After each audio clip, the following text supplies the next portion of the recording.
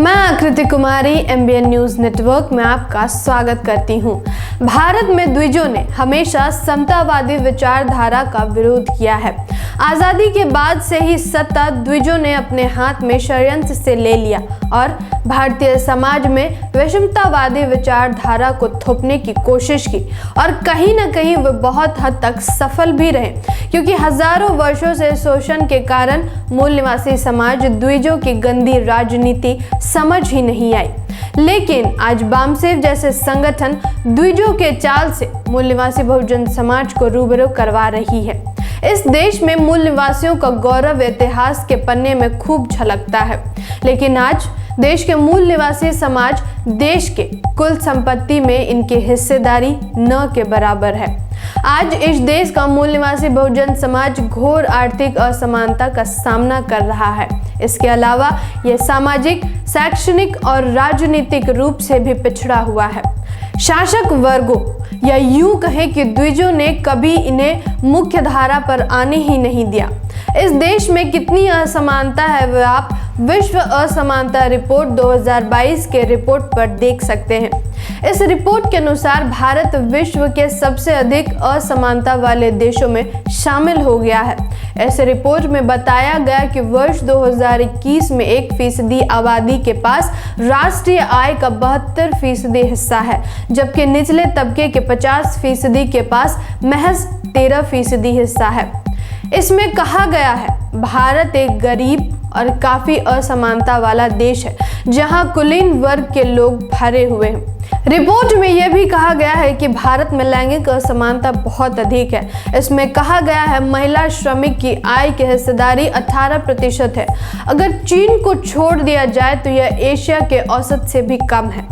Report के अनुसार भारत का मध्यम वर्ग अपेक्षाकृत गरीब है, जिसकी औसत संपत्ति केवल 7,23,903 रुपए या कुल राष्ट्रीय आय का 29.5% है, जबकि शीर्ष 10% और 1% के पास क्रमशः 65%, औसतन 63,54,070 रुपए और 33%, औसतन 3,24,49,360 रुपए हैं।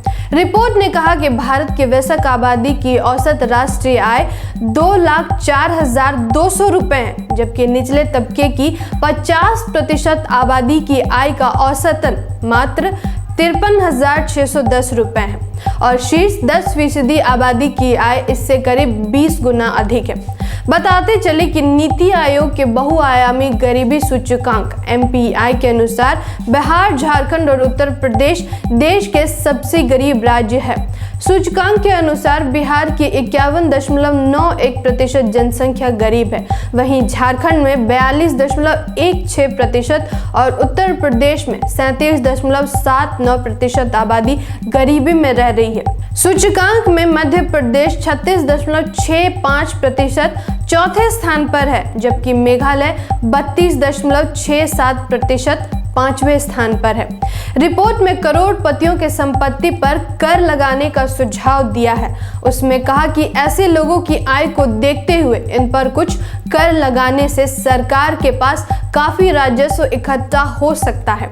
रिपोर्ट में कहा गया है कि साल 2021 में दुनिया में 62.2 मिलियन लोग $1 मिलियन से अधिक के मालिक थे।